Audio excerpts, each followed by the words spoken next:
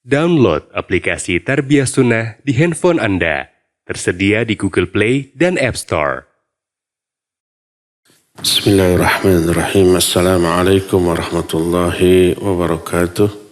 Alhamdulillah wassalatu wassalamu ala Rasulillah wa ala alihi wa ashabihi wa mawalah. Wa ba'd. Hadirin jamaah Masjid Umar bin Khattab, Desa Selacau, Batu Jajar, Bandung Barat, juga para pendengar Radio Tarbiyah Sunnah dan juga radio-radio lain serta para pemirsa beberapa stasiun TV dan para netizen. Kita kembali berjumpa membahas tentang alam para malaikat. Sudah dijelaskan malaikat diciptakan untuk ibadah. Allah Azza wa Jalla memuliakan para malaikat dan telah menugaskan mereka dengan ibadah-ibadah yang banyak dan beragam serta dengan kualitas yang tak bisa ditandingi oleh manusia. Tugas yang Allah berikan kepada para malaikat ini tidak berarti bahwa ibadah yang mereka lakukan sama dengan ibadah yang diwajibkan kepada kita. Tapi ibadahnya itu disesuaikan dengan kemampuan mereka, kekuatan mereka, termasuk juga ukuran tubuh mereka. Allah berfirman, la yukallifullahu nafsan illa wus'aha. Allah tidak akan memberikan kewajiban kepada satu jiwa kecuali sesuai dengan kemampuannya. Kemampuan malaikat jauh di atas kita. Maka jenis ibadahnya juga berbeda-beda. Yang tidak bisa dilakukan oleh manusia seperti mengatur hujan, tumbuh-tumbuhan, terus bagaimana agar bintang, matahari, bulan beredar pada orbitnya. Itu tugas para malaikat yang tidak bisa kita gantikan. Dan itu jenis ibadah yang sangat agung demi kemaslahatan seluruh makhluk.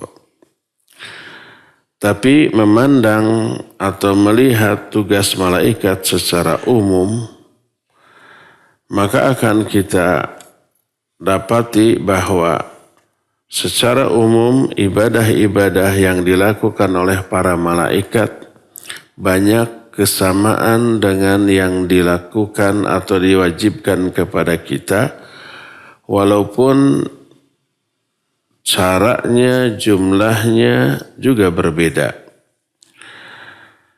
Makanya dijelaskan oleh Allah dalam Al-Quran, malaikat ketika diperintah selalu melaksanakan semua perintah. Tidak pernah maksiat, ingkar, ataupun durhaka. La ya'sunallaha ma amarahum wa yaf'aluna ma yu'marun. Mereka tidak pernah durhaka kepada Allah atas apa yang Allah perintahkan kepada mereka dan selalu melaksanakan apa yang diperintahkan kepada mereka. Dalam surah An-Nahl ayat 50, yakhafuna rabbahum min fawqihim wa yaf'aluna ma yu'marun. Para malaikat sangat takut kepada Allah yang ada di atas mereka. Dan para malaikat selalu melaksanakan apa yang Allah perintahkan. Allah pun menjelaskan bahwa para malaikat tidak akan berbuat kecuali kalau ada perintah. Allah berfirman dalam surah Maryam ayat 64, "Wa ma natanazzalu illa bi amri rabbik." Berkata malaikat Jibril, kami tidak akan turun kecuali atas perintah Allah. Ayat ini diterangkan oleh Imam Bukhari yang menjadi asbabun nuzul dari ayat ini adalah ketika Jibril menemui Nabi SAW, lalu Nabi SAW bersabda atau berkata kepada Jibril, "Ala tazuruna aktsara mimma tazuruna?" Apa tidak bisa engkau mengunjungi aku lebih sering lagi daripada selama ini?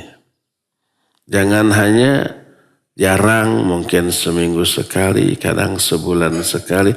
Minta lebih sering, kalau bisa tiap hari Jibril datang. Maka turunlah ayat ini. Ayat yang terdapat dalam Maryam ayat 64. Kata malaikat Jibril, "Wa ma natanazzalu illa bi amri rabbik." Tidaklah kami turun kecuali karena perintah Allah. Kalau Allah merintahkan baru turun. Kalau enggak. Jadi tidak semau malaikat Jibril mau menemui Nabi baru turun. Enggak begitu. Tapi kalau ada perintah baru turun. Kalau tidak maka tidak. Ayat tersebut dan beberapa ayat yang semakna menunjukkan bahwa Allah Azza wa Jalla memerintahkan banyak perintah kepada para malaikat dengan beragam perintah. Ada yang disuruh turun, ada yang disuruh mengatur hujan, ada yang disuruh mengatur tiupan angin, menggiring awan, ada yang disuruh untuk menjaga peredaran bintang, matahari, bulan pada orbitnya masing-masing. Semuanya dilaksanakan dengan kesungguh-sungguhan. Ada yang diperintahkan untuk sujud, untuk ruku, untuk berzikir, untuk berdoa, macam-macam. Dan inilah yang dimaksud ayat yang terdapat dalam surah Ar-Ra'd ayat 15. "Walillahi yasjudu man fis samawati wal ard tau'an wa karha wa dhilaluhum bil ghuduwi wal asal." Sujudlah kepada Allah semua yang ada di langit, yang ada di bumi. Yang ada di langit adalah para malaikat. Suka atau terpaksa, semuanya sujud. Dalam Al-Isra 44 dikatakan, "Tusabbihu lahu samawatu sab'u wal ardu wa man fihinna. Wa in min syai'in illa yusabbihu bihamdihi walakin la tafqahuna tasbihahum innahu kana haliman ghafura." Bertasbihlah kepada Allah langit yang 7, bumi yang 7 beserta semua yang ada di dalamnya. Tidak ada sesuatu pun benda kecuali mereka bertasbih memuji Allah, tapi kalian tidak faham tasbih mereka. Ini meja yang ada di hadapan saya ini bertasbih. Kitab juga bertasbih. Tubuh kita juga bertasbih. Semua benda yang ada di sekeliling kita semua bertasbih dengan bahasa mereka masing-masing. Cuma kita nggak faham tasbih mereka. Allah pun berfirman dalam Ar-Rum ayat 25-26. "Wa min ayatihi an taqumas sama'u wal ardu bi amrih thumma idza da'akum da'watan minal ard idza antum takhrujun wa lahu man fis samawati wal ard kullun lahu qanitun." Di antara tanda-tanda kebesaran Allah adalah tegaknya langit dan bumi atas perintah Allah. Langit dan bumi ditegakkan, diatur oleh para malaikat yang diperintahkan oleh Allah.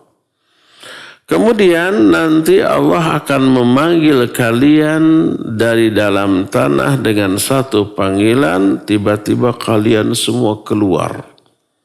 Nanti ini di akhirat setelah alam jagat raya hancur, Allah menciptakan lagi bumi yang baru. Bumi baru ini beda dengan bumi yang kita tempati sekarang. Di bumi yang baru tidak pernah dilakukan perbuatan maksiat apapun. Datar semuanya, tidak ada yang logak, tidak ada yang cembung, tidak ada gunung, tidak ada pohon, tidak ada bangunan, tidak ada tenda, rata.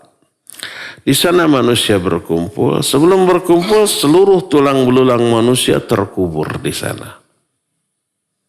Nah, barulah setelah itu Allah menurunkan hujan. Menyirami tulang ekor yang tersisa dari tubuh manusia dan dikubur di sana. Pas disiram oleh air itu, tumbuhlah dari tulang ekor itu seluruh tubuh manusia. Akhirnya utuh lagi semua tubuh manusia, tapi masih mati.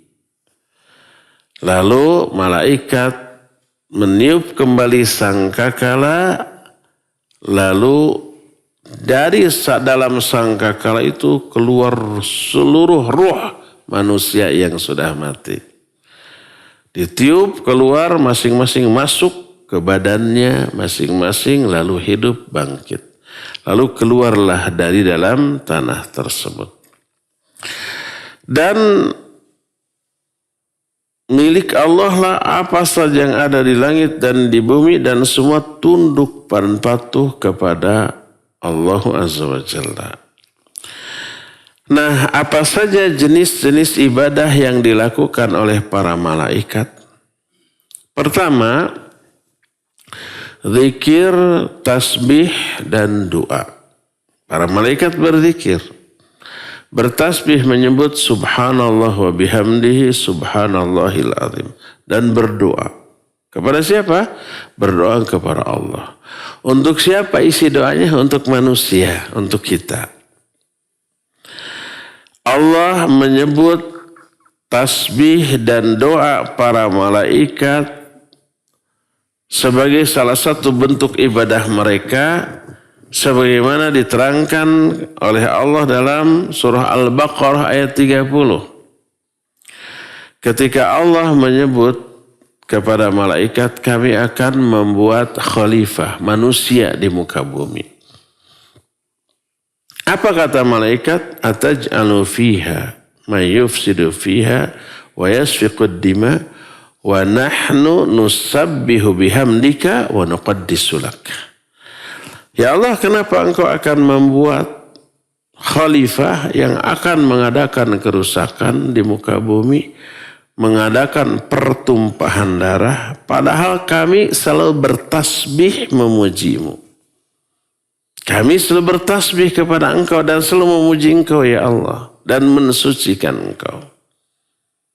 Ini tasbihnya para malaikat.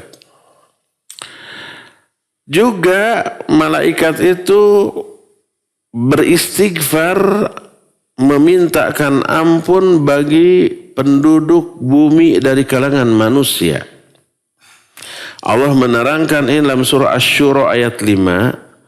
Takadus samawatu yatafattarna min fawqihim wal malaikatu yusabbihuna bihamdi rabbihim wa yastaghfiruna liman fil ardi ala innallaha huwal ghafurur rahim.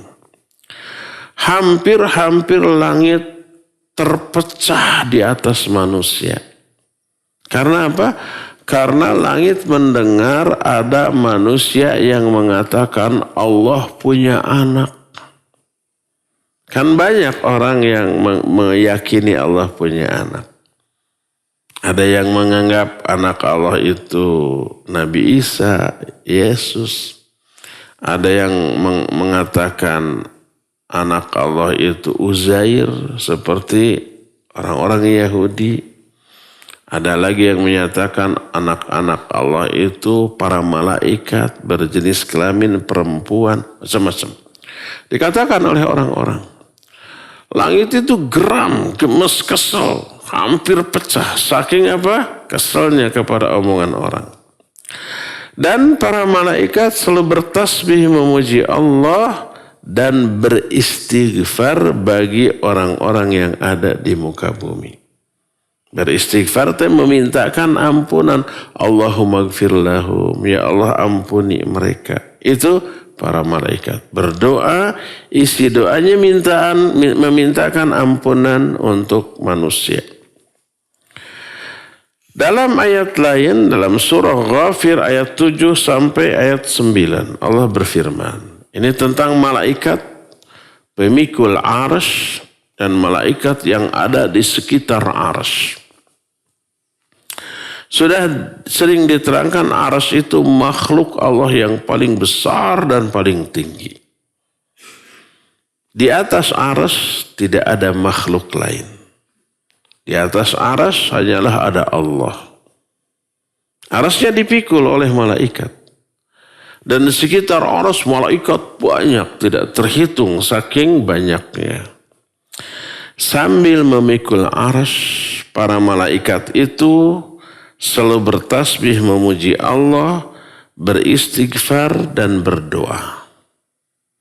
Allah terangkan dalam surah Ghafir ayat 7 sampai ayat 9, alladzina yahmiluna al-arsya wa man hawlahu yusabbihuna bihamdi rabbihim wa yu'minuna bihi wa yastaghfiruna lilladzina amanu rabbana wasi'ta kulla syai'in rahmatan wa ilma faghfir lilladzina tabu wattaba'u sabilak wa qihim adzabal jahim. Dan para malaikat yang memikul arsy dan para malaikat yang ada di sekeliling arsy, mereka bertasbih memuji Allah dan beriman kepada Allah, dan mereka memintakan ampunan bagi orang-orang yang beriman. Setiap orang beriman dimintakan ampunan oleh malaikat. Mereka berdoa, ya Allah, rahmat dan ilmu-Mu mencakup segala sesuatu. Maka ampuni dosa orang-orang yang bertobat kepadamu dan mengikuti jalan-Mu, dan selamatkan mereka dari azab neraka jahim. Ya Allah, masukkan mereka ke surga Aden yang Engkau janjikan, beserta orang-orang yang soleh dari bapak-bapak mereka, istri-istri mereka dan anak turunan mereka. Sesungguhnya Engkau maha gagah dan maha hakim. Selamatkan mereka dari keburukan, dari azab. Siapa orang yang telah Engkau jaga dari azab saat itu, berarti Engkau telah merahmati orang itu. Jadi salah satu jenis ibadah yang dilakukan oleh para malaikat pemikul arsy, bertasbih, beristighfar dan berdoa.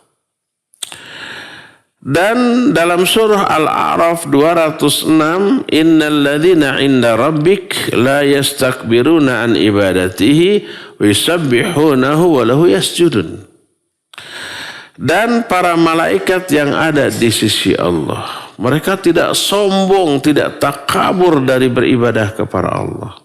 Mereka ibadah, mereka tasbih dan mereka sujud kepada Allah. Para malaikat juga sujud. Dan ketika malaikat melakukan ibadah, tidak pernah merasa malas, tidak pernah merasa bosan, capek, cangkel, pegel, singsiremen, tidak. Kalau kita sujud 10 menit, dah baal tuh, tetiasa gugah dehnya, singsiremen, cangkel, pegel.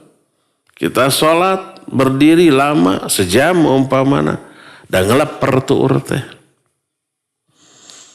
Para malaikat tidak diberi kelemahan seperti itu oleh Allah. Allah berfirman dalam surah Al-Anbiya 19 dan 20, walahu man fis samawati wal ard wa man indahu la yastakbiruna an ibadatihi wa la yastahsirun yusabbihuna al-laila wan nahar la yafturun. Milik Allah lah semua yang ada di langit dan yang ada di bumi. Serta para malaikat yang ada di sisi Allah tidak sombong dalam beribadah kepada Allah, dan mereka tidak merasa lelah.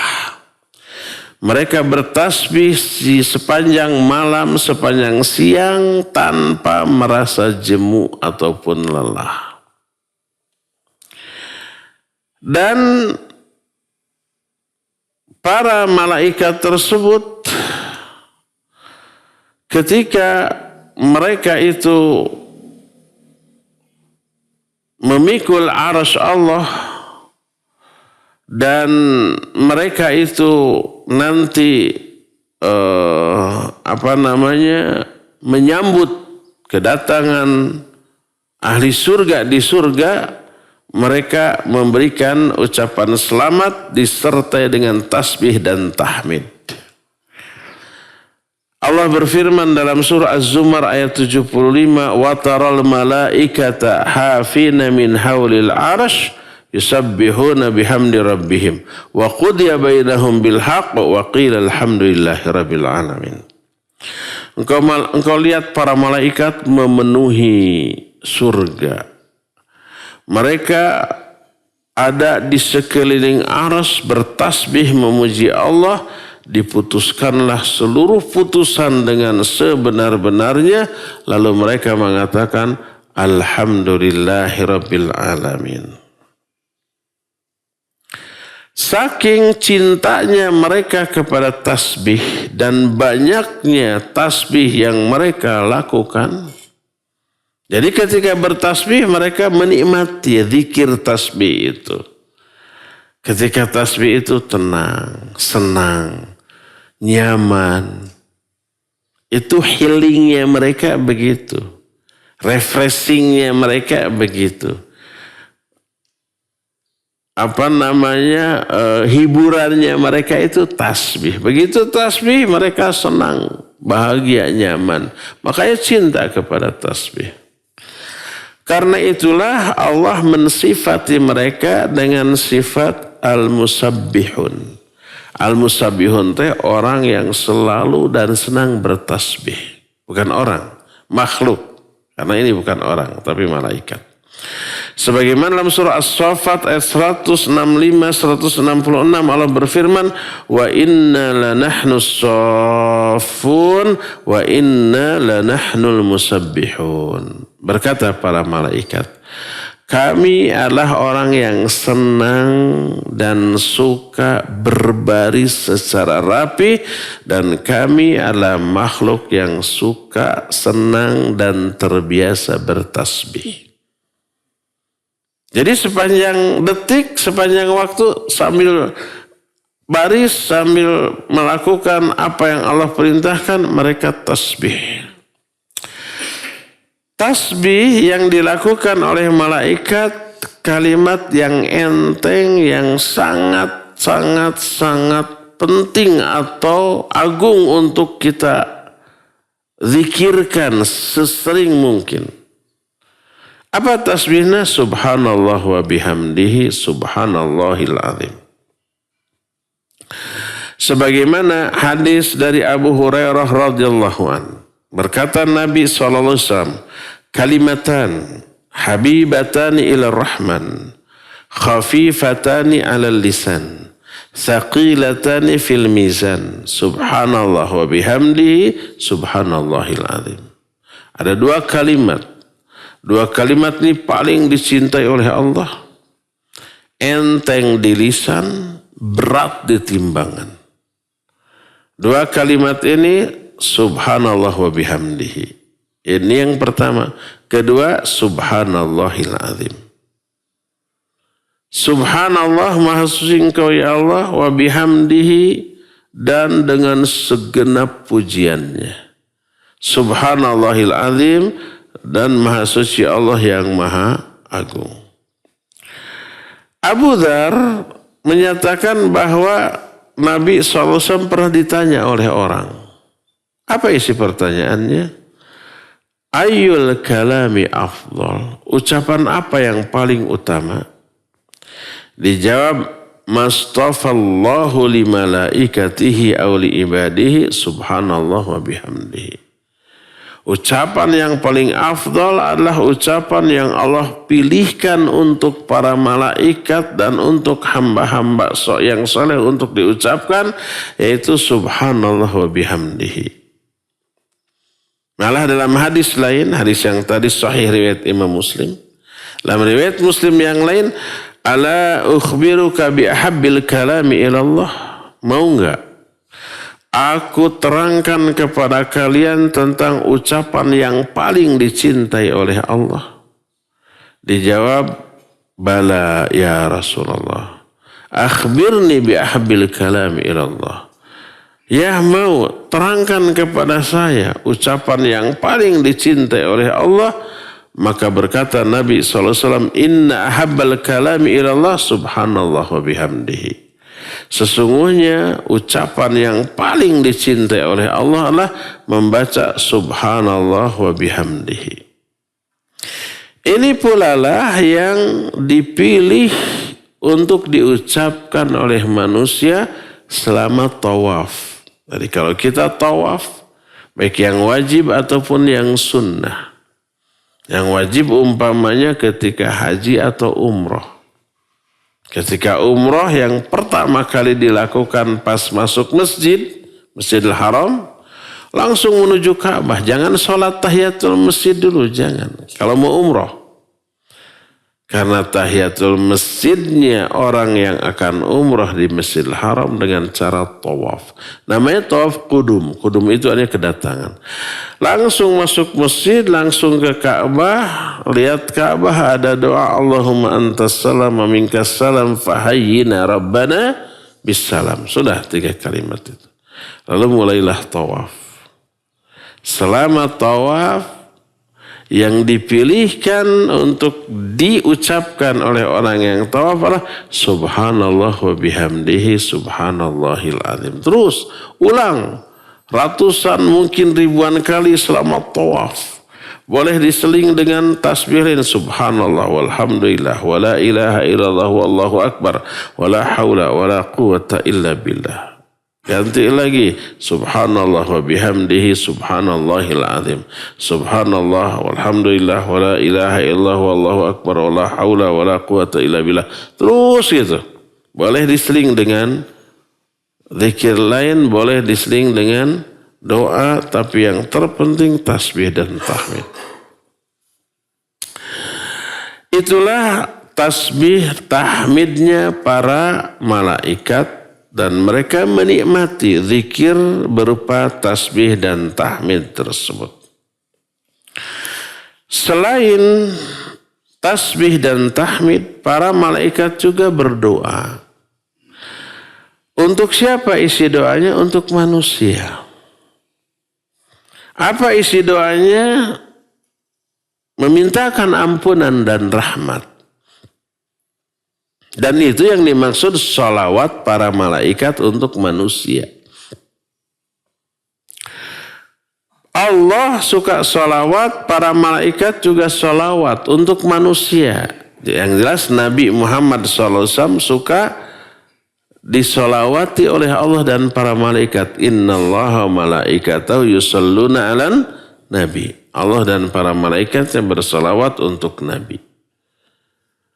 Tidak hanya Nabi, manusia juga selain Nabi dapat sholawat. Sebagaimana firman Allah dalam Al-Quran dalam surah Al-Ahzab ayat 43. Huwaladzi yusalli alaikum wa malaikatuhu liyukhrijakum minadh-dhulumati ilan nur wa kana bil mu'minina rahima. Dialah Allah yang suka bersalawat kepada kalian. Juga para malaikat. Salawat kepada kalian. Allah salawat kepada kita. Para malaikat juga salawat kepada kita. Untuk apa? Agar Allah mengeluarkan kalian dari kegelapan menuju cahaya. Berkata Imam Ibnu Katsir rahimahullah. Ketika menerangkan ayat ini, wa ammas sholatu minal malaikah fama'nahu ad-du'a linnas wal istighfar kama ruya dzalika an abil aliyah. Adapun sholawat para malaikat kepada manusia maknanya doa dan istighfar malaikat itu bagi manusia. Jadi selama bersolawat, malaikat itu berdoa, Allahumma gfir lahum, Allahumma arhamhum. Ya Allah ampuni mereka, ya Allah rahmati mereka.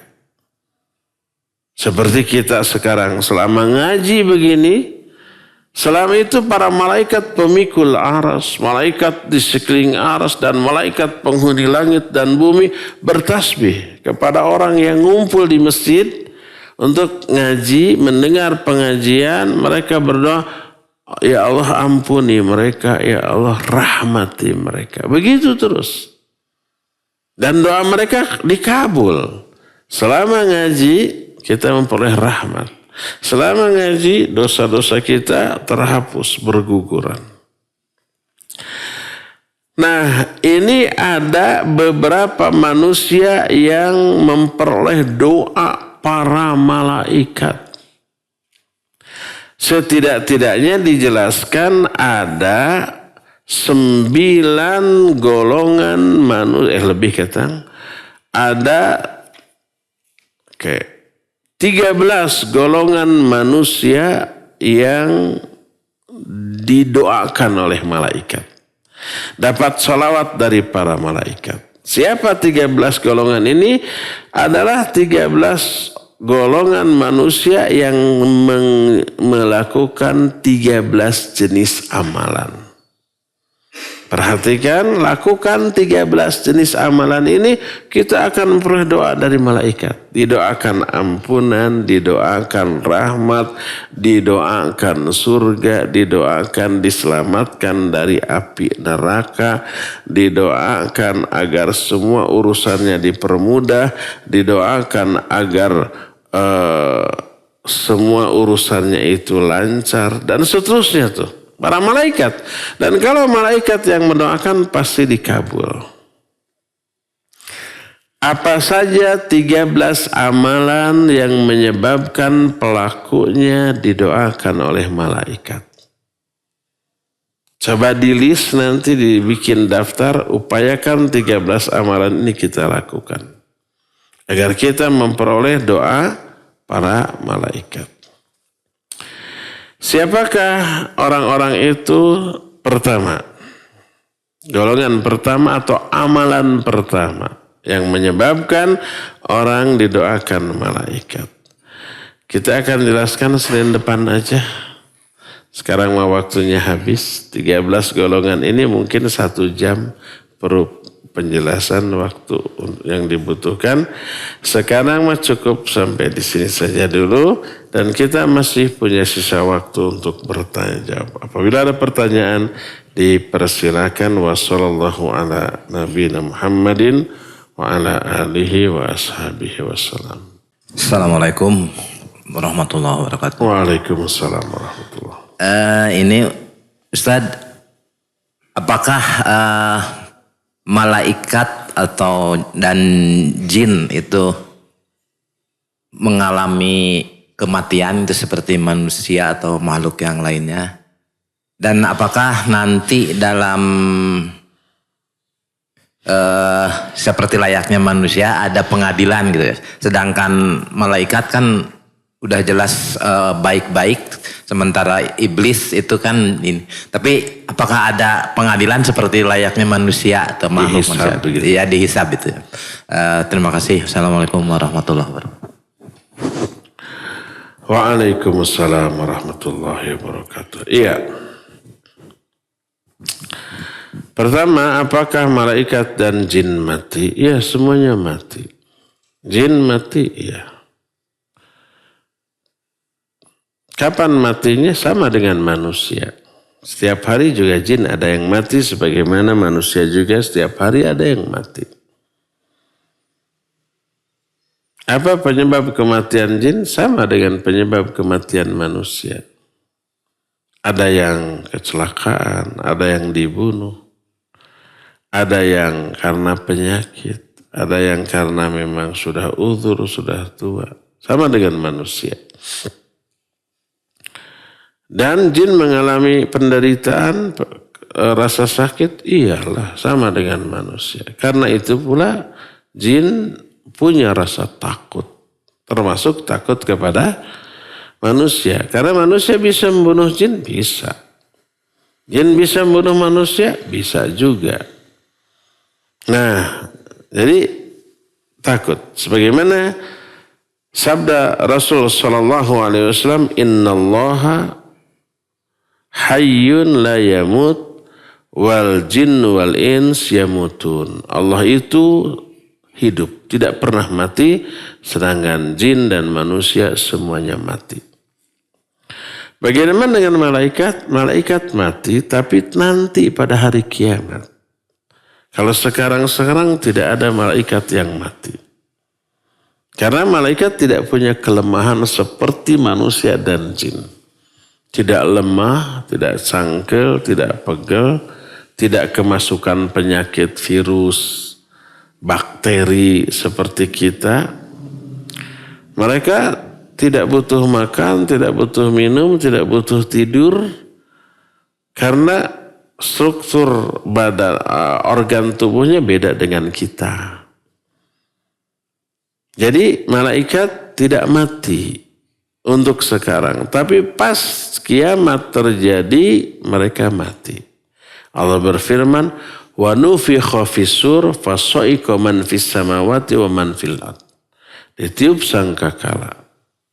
Maka matilah semua makhluk yang ada di langit, yaitu para malaikat. Dan yang ada di bumi, yaitu ya malaikat, kita, dan seterusnya. Semuanya mati. Jadi matinya malaikat hanya nanti pada hari kiamat. Apa akan dibangkitkan lagi? Dibangkitkan lagi. Selain mati, malaikat mengalami pingsan. Tapi tidak diterangkan, tidak ada keterangan bahwa malaikat itu tidur tidak. Tapi kalau pingsan iya, karena takutnya kepada Allah Azza wa Jalla.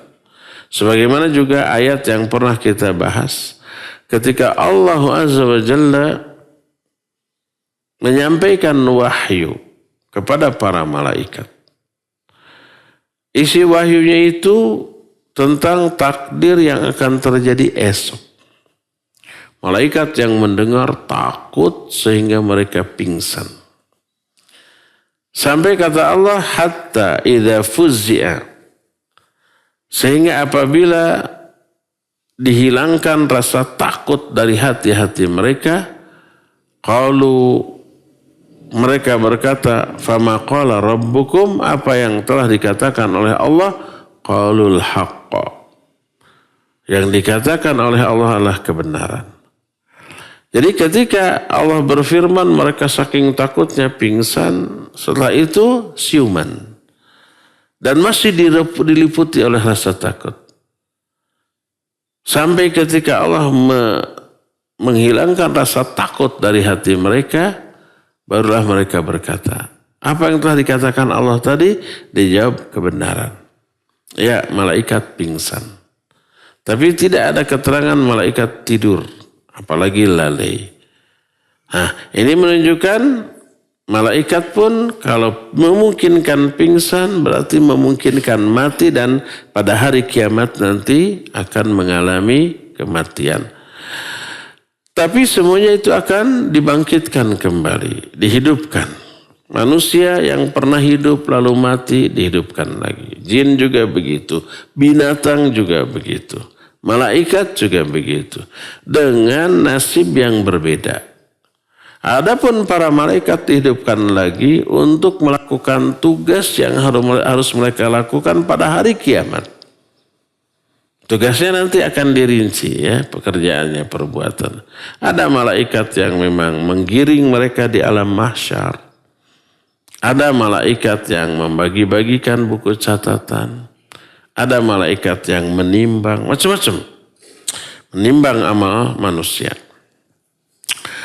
Adapun binatang dibangkitkan lagi. Allah berfirman, wa idzal wuhusyu husyirat. Dan ketika binatang-binatang nanti dikumpulkan lagi. Untuk apa binatang dikumpulkan? Untuk menegakkan keadilan Allah. Karena apa?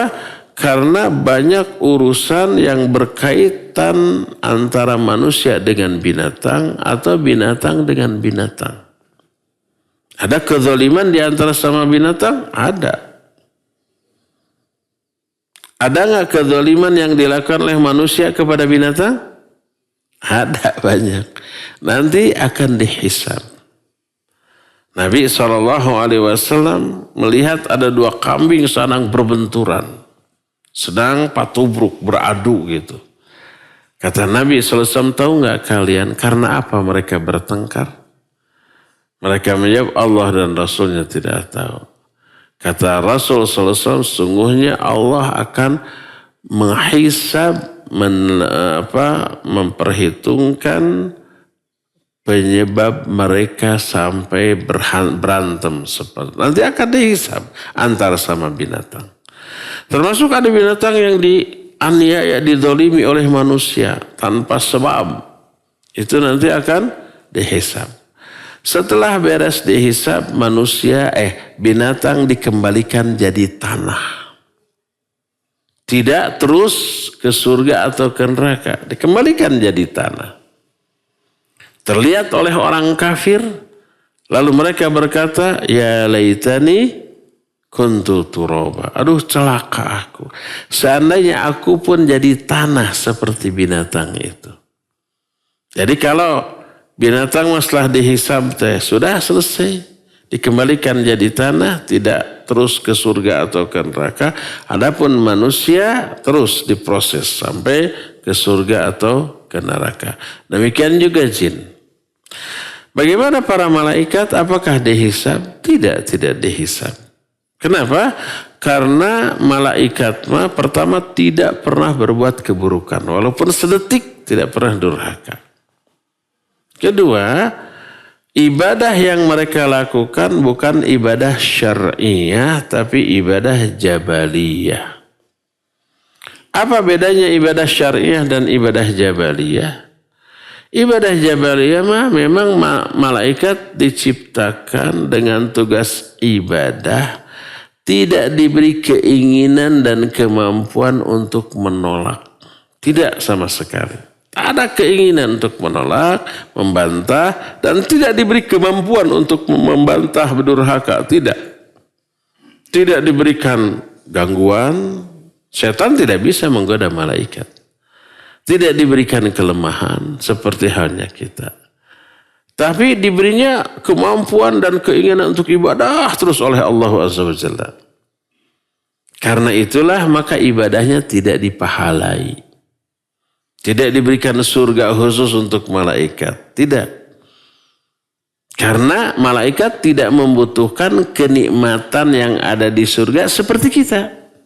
Sebagaimana malaikat tidak membutuhkan apa yang kita butuhkan. Kita kan di dunia ini butuh makanan, butuh minuman, butuh pasangan hidup atau jodoh, butuh istirahat, butuh tidur, butuh tempat, butuh kendaraan. Kan gitu ya? Kenapa? Karena struktur organ tubuh kita memang membutuhkan itu. Kalau nggak makan, lapar, lemes, mati. Kalau nggak minum juga begitu. Kalau nggak istirahat juga begitu. Tubuh kita memang membutuhkan itu. Malaikat organ tubuhnya tidak seperti kita. Nggak ada usus, nggak ada lambung, nggak ada pencernaan. Jadi tidak butuh makanan. Tidak butuh udara karena nggak ada paru-paru seperti kita. Tidak butuh tidur, tidak butuh istirahat, tidak butuh apa-apa. Dan malaikat diasongan daging kambing yang lezat, ya tekabita tuh. Ya. Dan seterusnya. Jadi tidak membutuhkan kenikmatan di surga seperti yang kita butuhkan. Maka malaikat tidak dihisab dan tidak dipahalai atas ibadahnya.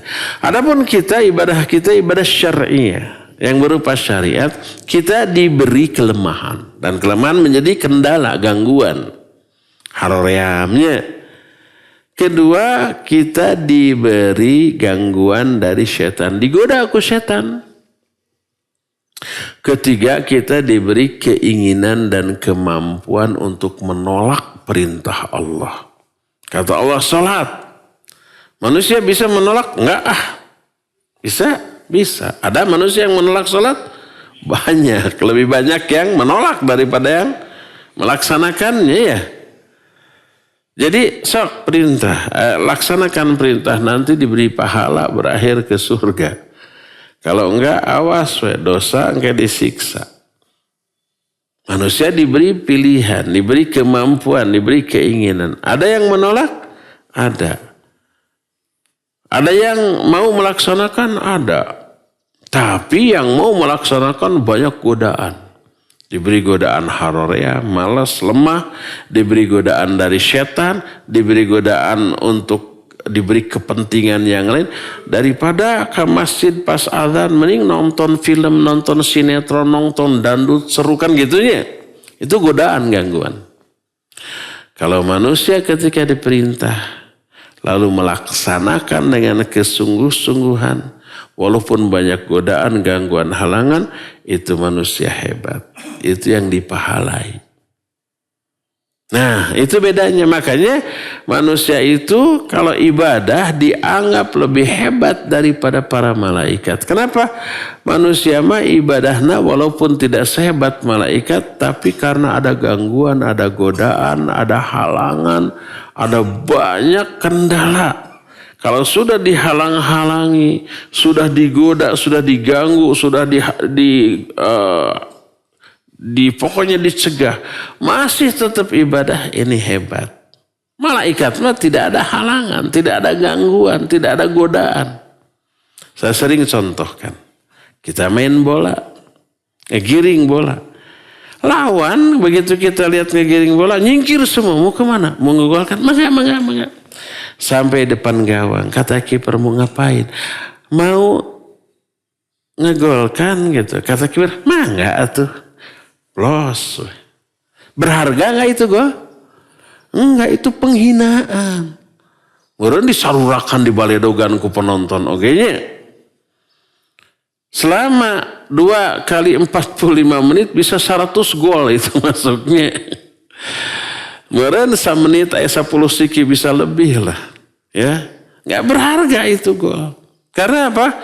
Karena tidak ada halangan, tidak ada gangguan. Tapi coba ketika kita main bola, dihalang-halangi, di sliding, di tackle gitu, dupak, di kumahawenya.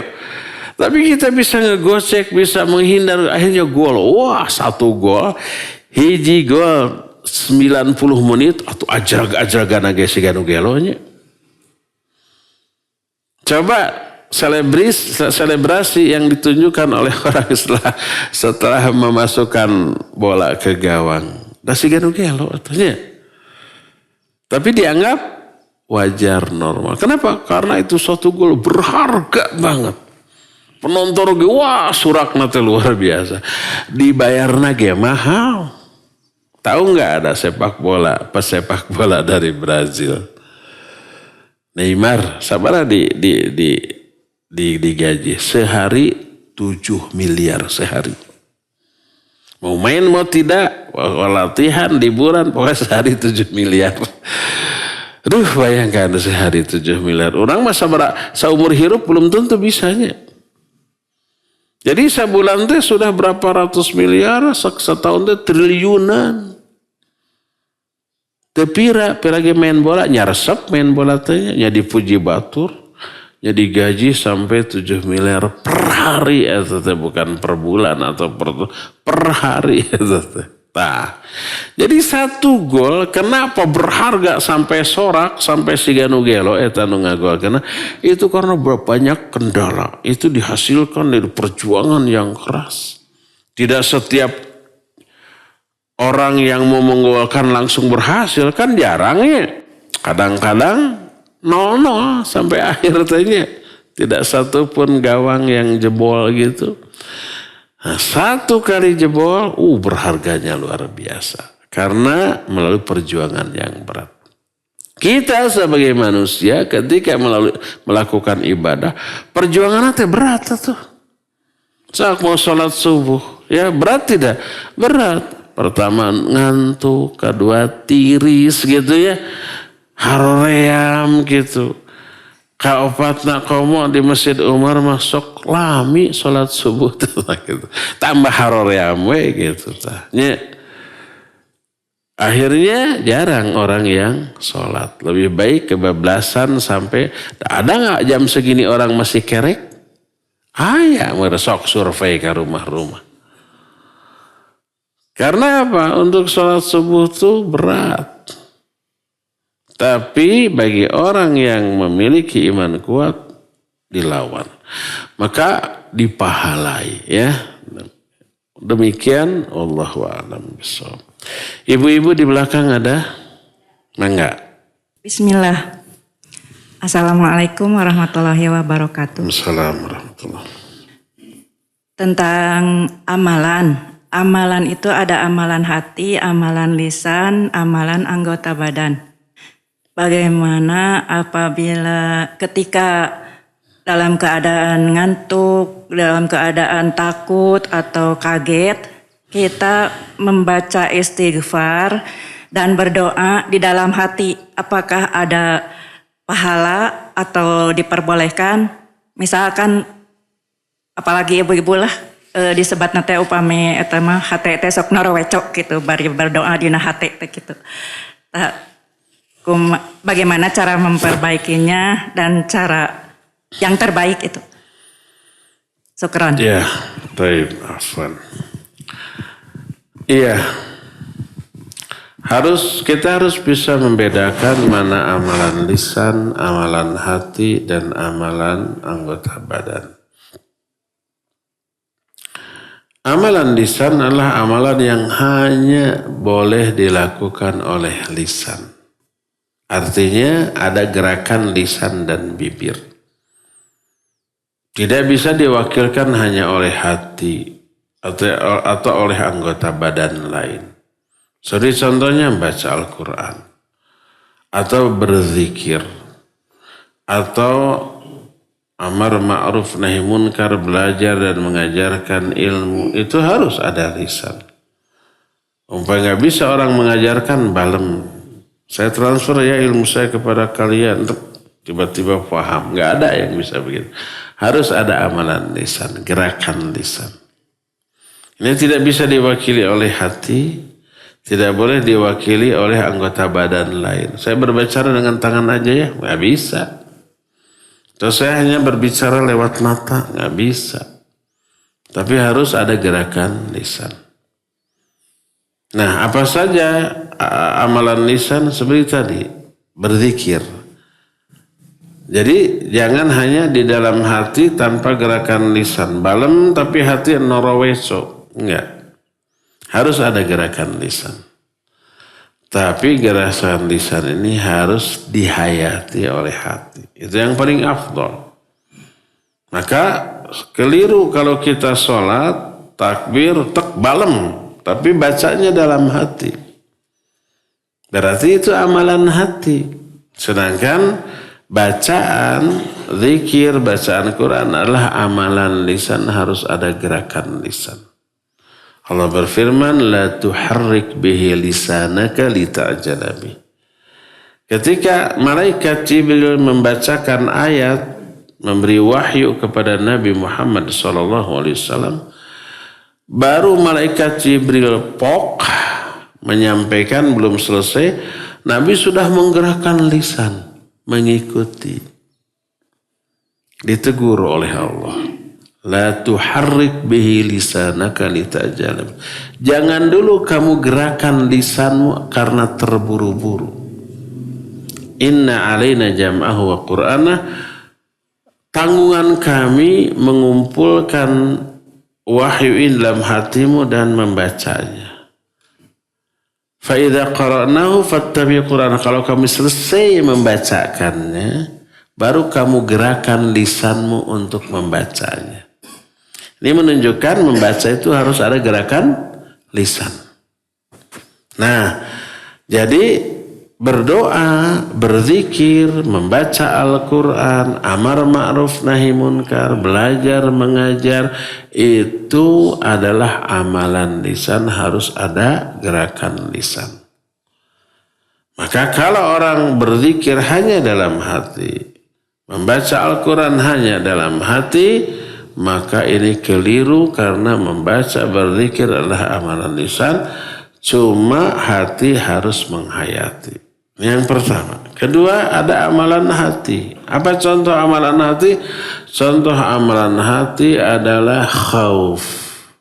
Takut kepada Allah, cinta kepada Allah, berharap kepada Allah, ikhlas, ya, niat. Itu amalan hati. Tawakal, itu amalan hati. Yang tidak bisa diwakili oleh lisan atau anggota badan. Gak bisa mengatakan saya sekarang sedang takut kepada Allah. Tapi hatinya tesien tidak bisa. Jadi itu perbedaan antara amalan hati dan amalan lisan. Sebaik-baik zikir adalah zikir yang diucapkan oleh lisan dihayati oleh hati. Bisa nggak amalan hati dalam bentuk membayangkan kekuasaan Allah, surga, neraka? Ya, itu amalan hati. Dan amalan hati seperti itu boleh dilakukan walaupun di WC. Tapi di WC nggak boleh zikir lisan. Masuk sambil cingogo terus kita subhanallah alhamdulillah, nggak boleh. Tapi ketika di WC sambil nongkrong kita membayangkan kiamat, membayangkan alam kubur, membayangkan surga neraka. Itu zikir dengan hati. Boleh? Boleh, nggak apa-apa. Maka sering saya ungkapkan para ulama zaman dahulu kalau mau ke WC tidak ingin ada waktu terbuang sia-sia tanpa tambahan ilmu, maka para ulama menyuruh murid-muridnya untuk membacakan kitab dengan keras di luar WC. Lalu ulama tadi cingogo di WC. Sambil cingogo, sambil mendengarkan. Ada tambahan. Itu zikir bukan? Ya, zikir dengan hati. Tapi tidak dengan lisan. Boleh berzikir walaupun di WC asal berzikir dengan hati.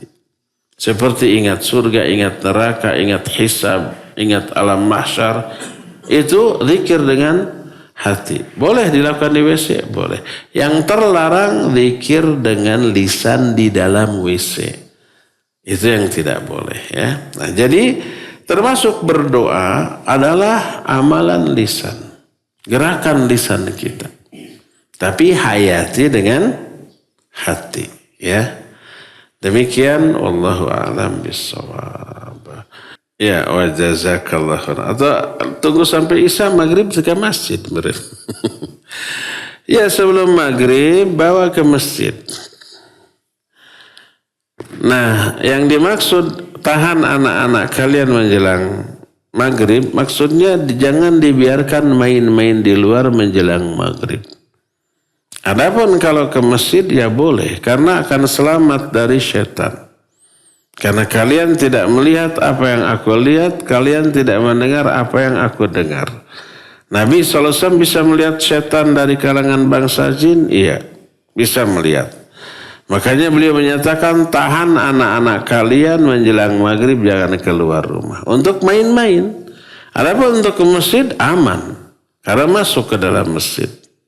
Nah, apabila sudah masuk menjelang Isya silakan. Mereka dibolehkan untuk keluar. Sudah agak aman, ya. Nah, jadi maksudnya menahan mereka keluar menjelang maghrib itu dari bermain-main selain pergi ke masjid untuk ibadah. Jangan biarkan.